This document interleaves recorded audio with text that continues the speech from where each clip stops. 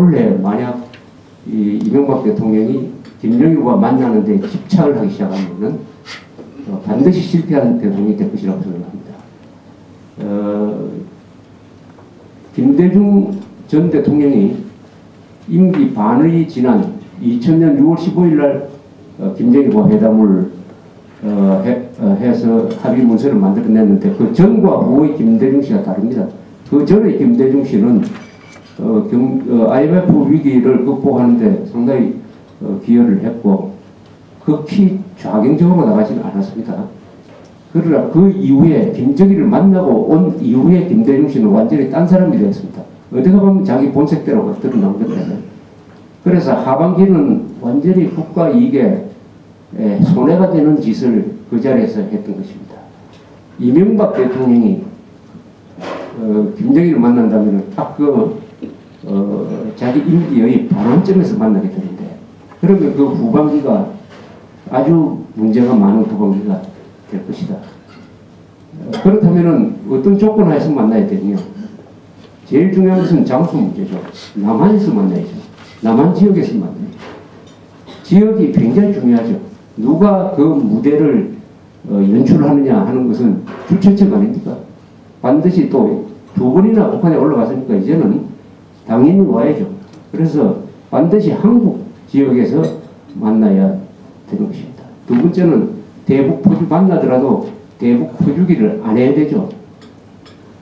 그게 쌀이든 식량이든 구분 없이 대북 포주기는 안 해야 된다. 철저한 상호주의가 전제돼야 된다. 그리고 북군포로 납북자 문제는 근원적인 해결이 있어야 된다. 쇼를 하지 말고 그 다음에 핵 문제에 있어서는 약속, 거짓 약속 같은 건 집어치우고 실천이 있어야 된다. 실천. 지금까지 언제 북한이 핵 폐기 안 한다는 이야기 한 적이 있습니까? 다 핵 폐기 한다고 그랬어요. 지켜지지 않는 것이죠. 그런 부도가 확실한 받아오지 말고 전차를 받아오라 이런 뜻입니다. 그렇게 보면은 사실은 북한이 줄 것도 별로 없고 그러니까 남한이 줄 것도 신통찮아요.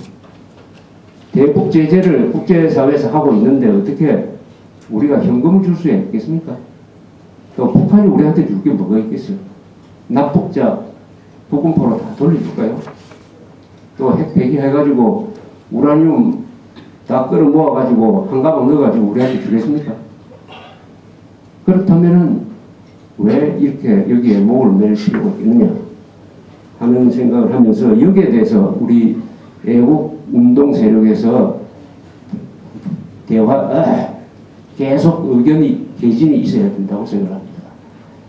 이런 문제에 대해서는 이명박 정부도 애국 세력의 눈치를 많이 보게 될 것입니다. 그래서 대외적인 공개적인 발언과 행동을 통해서 우리의 의사표시를 분명하게 해야 된다. 이렇게 생각을 합니다. 그런데 이런저런 거 맞춰보면은 이제는 이런 생각이 들어요. 우리가 이렇게 살 수는 없다. 우리가 이런 식으로 이제 사는 것은 이제 끝내야 되겠다 하는 생각이 듭니다. 우리가 이렇게 살 수는 없다. 이렇게 잘 살면서 북한한테 계속 비굴하게 끌려갈 수는 없는 거 아닙니까? 또 이렇게 남북한의 좌익들한테 시달리면서 살 수는 없는 거 아닙니까? 이 문제를 근원적으로 해결할 수 있는 방법이 있겠다. 그것은 2012년까지 북한 노동당 정권을 끝장내는 목표를 가지고 우리가 가지고 있는 돈과 인권과 이 정보, 이 무기를 활용해가지고 북한 노동당 정권을 총 한 방 안 쏘고 개최시킬 방법이 있다는 것입니다. 과거에는 그런 방법이 없었어요. 그러나 지금은 있습니다. 왜냐? 북한이 달라졌기 때문입니다. 북한에 바로 시장이 있기 때문입니다. 북한에 있는 시장을 잘 이용을 하면은 북한 체제를 흔들어 놓을 수가 있고 북한 노동당 내부에 우리 편을 심을 수가 있고 조직할 수가 있습니다. 우리의 영향력을 받아들일 수 있는 조건이 북한 내부에 형성이 됐습니다. 그 예를 몇 가지 들면은 남한에 지금 약 2만 명의 탈북자가 들어와 있어요. 이 사람들이 1년에 자기 친척한테 보내는 돈이 한 2천만 달러 된다고 합니다. 2천만 달러. 북한 돈으로 굉장히 큰 돈입니다. 이걸 중국을 통해서 보냅니다. 그것만큼 남한의 영향력이 들어가는 거죠. 그래서 함경도라든지 양강도 같은 데서는 탈북자들이 보낸 돈이 그 경제에 꽤 큰 영향을 미친다고 합니다. 그리고 이번에 11월 30일에 북한의 화폐 개혁을 바로 10분 뒤에 특종한 게 NK지식인연대라는 탈북자 단체였습니다.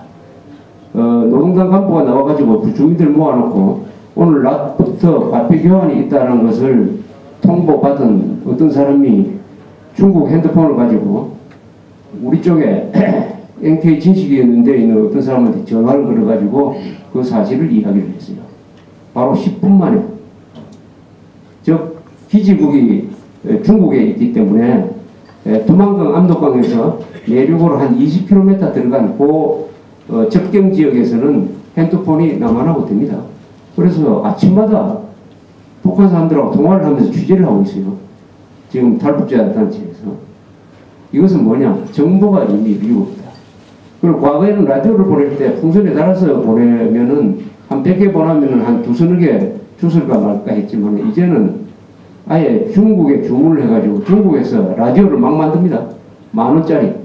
그것도 과거처럼 태엽을 감아가지고 듣는 라디오가 아니라 배터리를 쓰는 라디오를 만들어가지고 중국 상인들한테 줘버립니다. 이걸 가지고 북한에 들어가서 팔아가지고 돈을 벌든지 뭐 나눠주든지 하라고 하면은 좋다 하고 가지고 와서 사고 금방 다 없어진다고 해요. 그래서 라디오를 올해는 10만 개를 보내겠다 하는 이런 계획을 세우고 있는 단체가 있습니다. 10만 개입니다.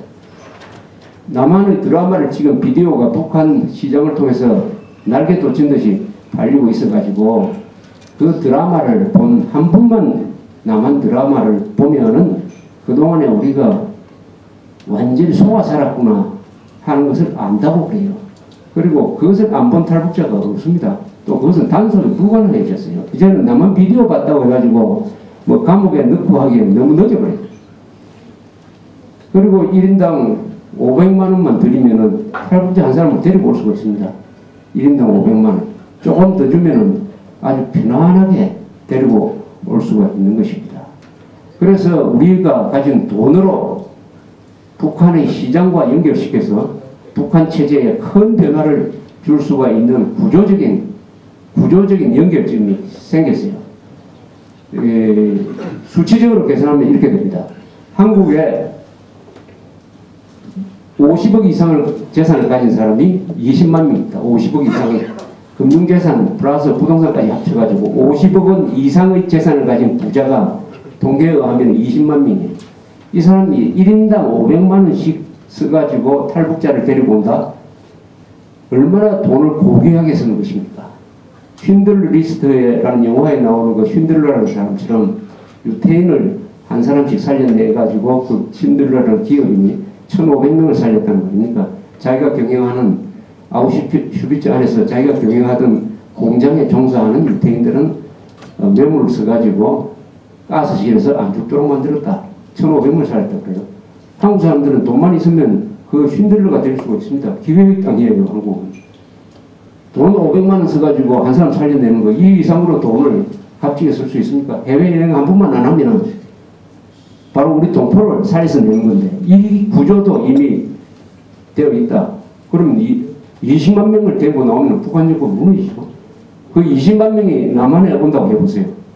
20만 명이 과거의 서북청년단처럼 남한의 좌익들하고 싸우는데 앞장서면은 이 애국 세력은 좀 편안해질 것입니다.